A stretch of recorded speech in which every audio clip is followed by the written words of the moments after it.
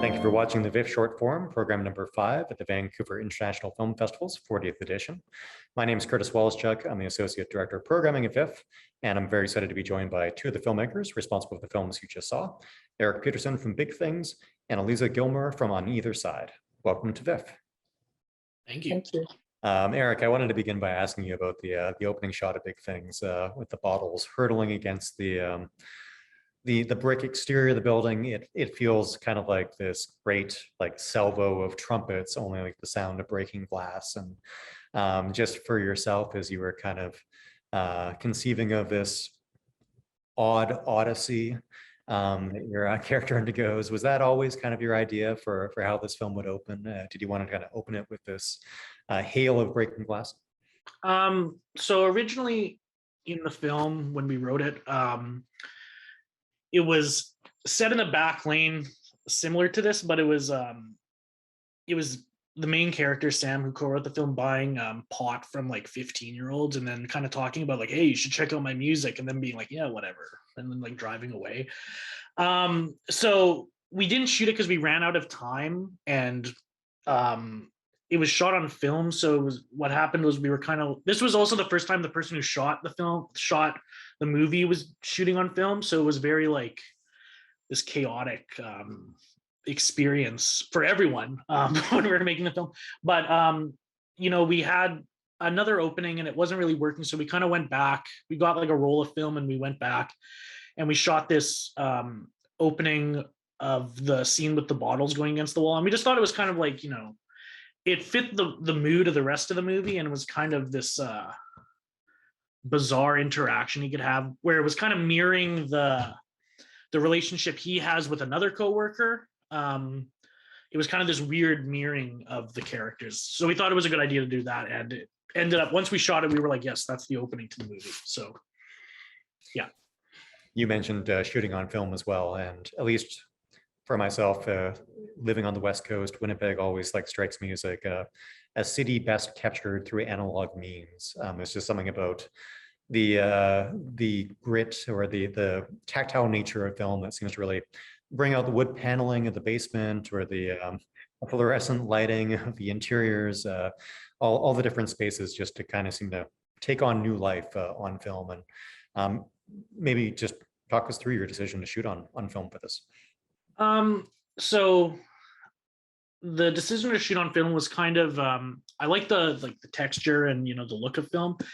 And I thought it was really the best. I mean, you could shoot it digitally and throw a film filter on it, but it usually doesn't look very good. But I thought, if we were going to shoot it, let's shoot it on film. Let's do it properly. And 60mm film just has this weird ability to like capture the grit of everything. And, Winnipeg's this it's a very weird city. Like the skies are blue because, you're on the prairies and stuff. It's this blue sky and all this stuff.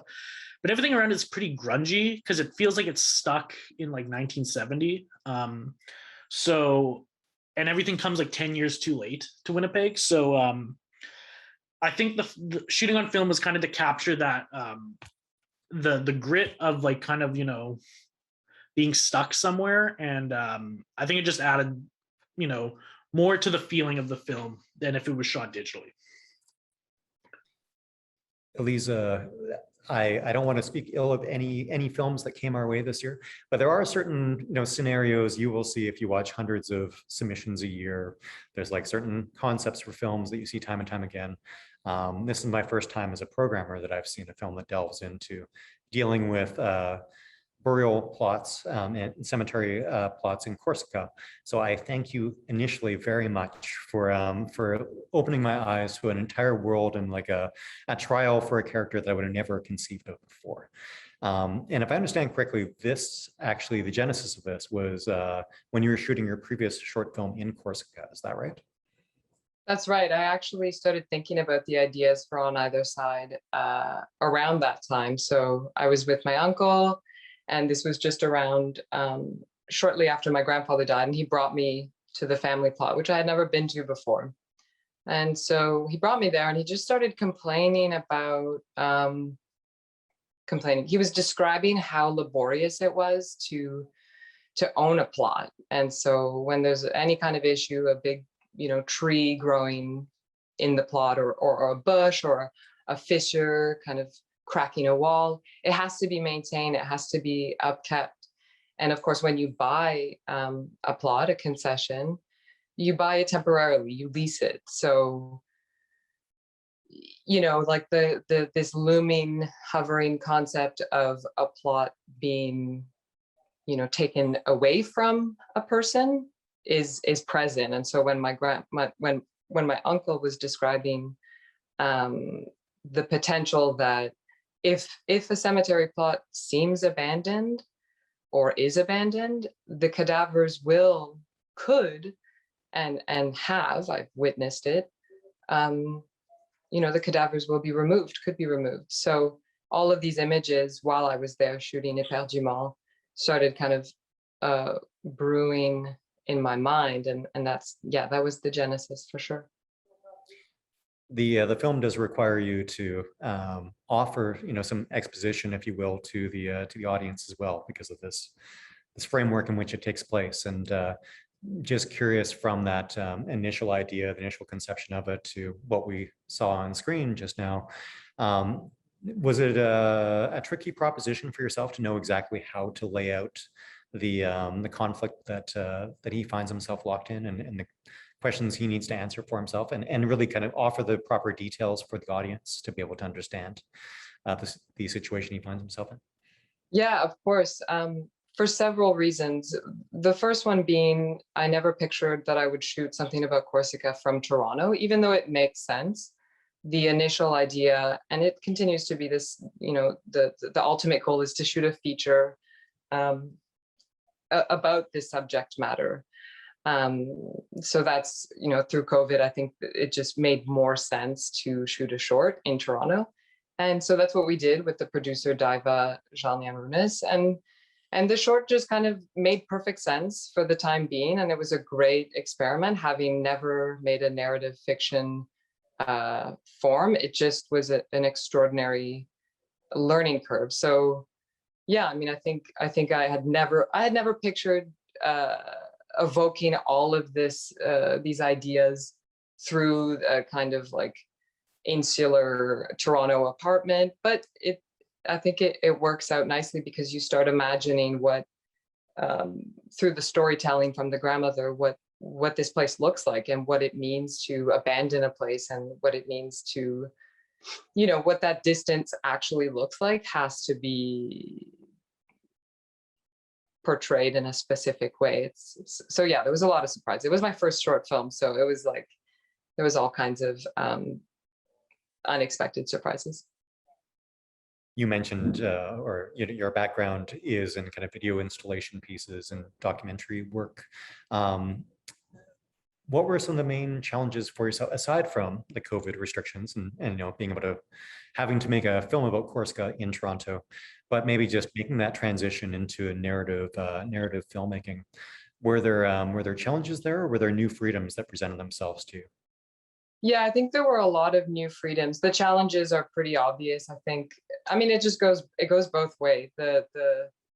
The freedoms involve working collaboratively, working with people that are extremely, talented, but also rigorous in their work, and building a crew and being a part of a crew. Like, all of that is was very new to me, and very exciting. I think working with Rico Moran, the cinematographer, was extraordinary, because it's all kinds of, you're able to develop a visual language that you may not have if it's just you.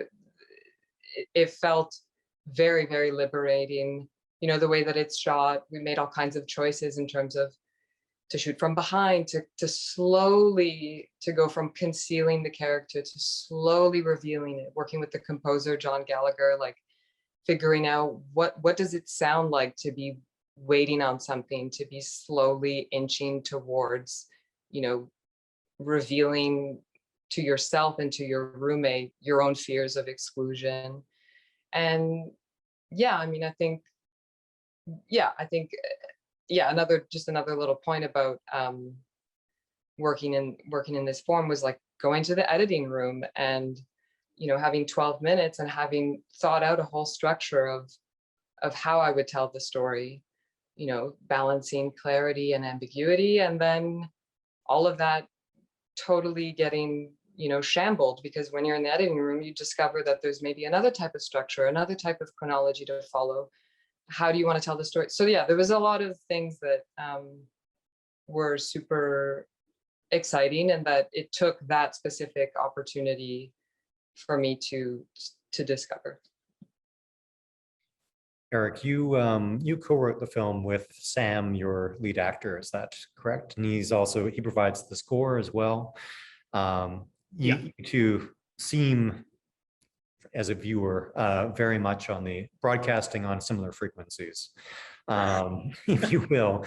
But the film itself, it operates on a very singular, very idiosyncratic wavelength. And I'm just wondering about, as a relatively untested director, how did you go about kind of making sure that understanding of what you were going for extended beyond the two of you who had written the script together and kind of dreamt up this sleepy, lethargic world on your own? So me and Sam have a really weird connection. My mom babysat his mom before we even knew each other. She used to live, his grandparents used to live next to my mom's house. And of course, it's a Winnipeg connection, everyone knows someone somehow. But we ended up going to the same high school and stuff. So we ended up meeting that way. And it wasn't until I was in university that I started working with Sam. And he was he does music, and I've done some music videos for him and stuff. But we were always on the same page, because we were kind of making fun of things that we thought were absolutely bizarre, like someone saying they're up to something huge and then they're really not doing anything was something we always thought was hilarious. So we had this idea of this character that was I've shown the movie to a couple people. I don't know, you shouldn't want to be like the main character in the movie. I don't know if it comes across that way sometimes when I'm watching it, but that's how I know Sam. But so being on the same wavelength, we would, me and Sam hang out probably every day after work, and we just sit around and we'll talk and complain about things and come up with weird scenarios and stuff for people. But kind of being and everyone who worked on the film, so Sam, Tavis, who plays Ethan, the other character, the person who shot the movie, the person who did the sound and everything, I knew all these people from university. This is all people that I've met through university and stuff. And so we were all kind of on the same idea going forward.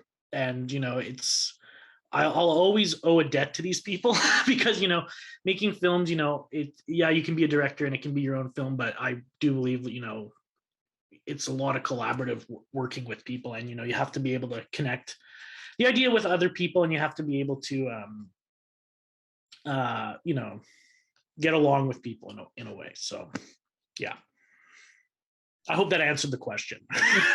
I was suspecting it might just be a collective gas leak that's occurred as well, just to get everyone into a similar kind of as I said, sleepy, almost lucid dreaming wavelength as well, because there's a certain beautiful surrealness to the mundanity of the film as well. Yeah, I think that was when we originally wrote it, I wanted to be the most boring movie of all time, but it was about someone saying they're always up to something huge. So I thought that would be hilarious. It's pretty much like a joke, right? It's a very I think it's a very funny movie. I don't know if other people think it's funny, but that's the way it came. Okay, well, thank you.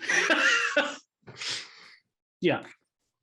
And you mentioned as well that Winnipeg has this reputation, often from people that come there, that everyone knows each other, and there's figures in the film, be it someone like Milos Mitrovic, who's had films at VIFF before, but Dave Barber as well, who we lost this year, who was obviously a huge figure in Winnipeg. And I imagine you drew upon those kind of community ties as well a lot when making the film.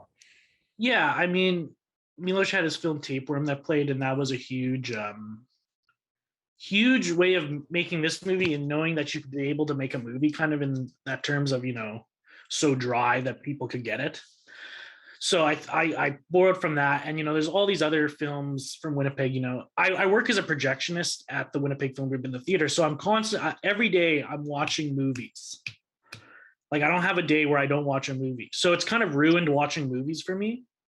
But I'm able to watch local films, world cinema, Canadian cinema, and I'm able to kind of take in all these great films that have inspired me over the last 7 years working there. So, Elisa, you talked a little bit about, as is so often the case, finding the film in the editing suite, but this perhaps being an early opportunity for you to do so as you branch into narrative filmmaking. And your film, I think, just contains so many like lovely surprises in terms of some of the shot selection, just where the camera is placed as well. I think of Brienne and his grandmother, and just how the fence serves to separate them.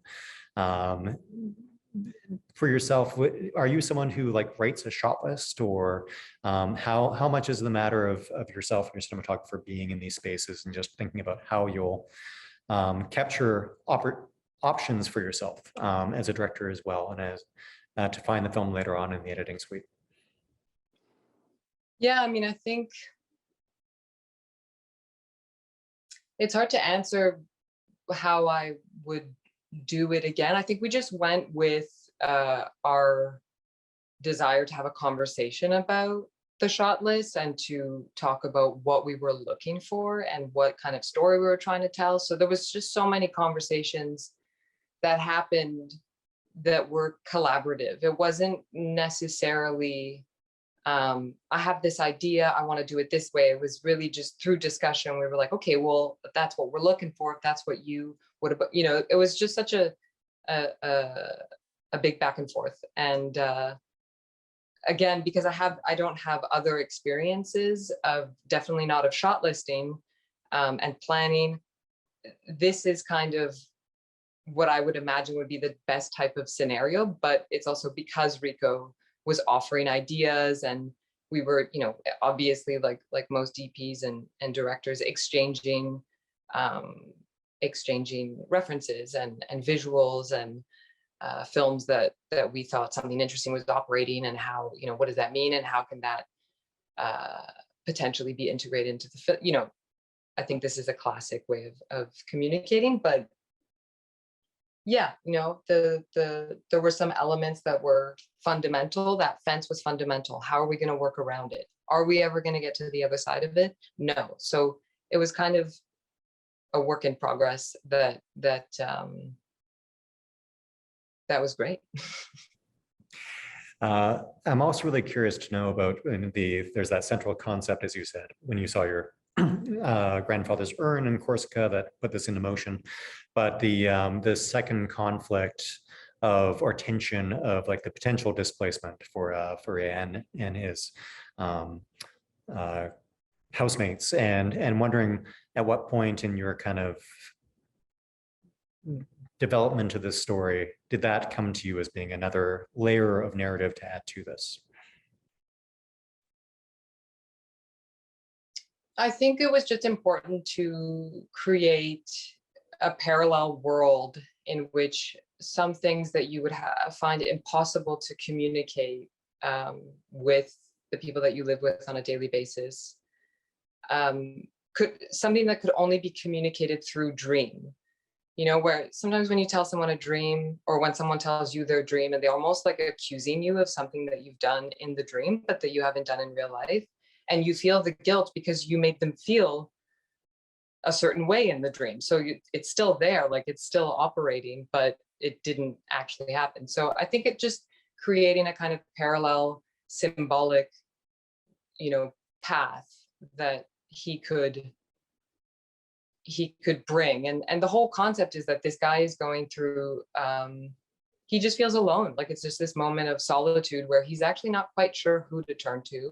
He's not sure who to talk to about it. He's not sure who would understand the letters written in French. The neighbor doesn't read French. So it's this kind of like construction of a very isolated character who has to figure out how to deal with this thing that he's inherited, to deal with this problem that he has inherited without asking for it. And what is the choice that he's going to make without having any reference point? Like even the conversation that he has with his grandma is just like, it's a bust, like the grandma's offering some bit of information, but certainly not the answer. And it just is this kind of like silence. And so, yeah, so he's on his own. And I think trying to figure out a way of portraying that solitude and the fear of potentially, being abandoned, the fear of being excluded from a household, the fear of being alone, the fear of not doing the right thing, not doing the, just kind of being lost in that. And yeah. I think they're both wonderful films to become lost in. So I'm really so happy we're able to have both Eric and Elisa's films at the festival this year. Thank you so much for joining us to talk about them a little bit more as well. And we wish both of you the best as these films continue to find their way into the world. Thank you. Thank you, Curtis. Thank you.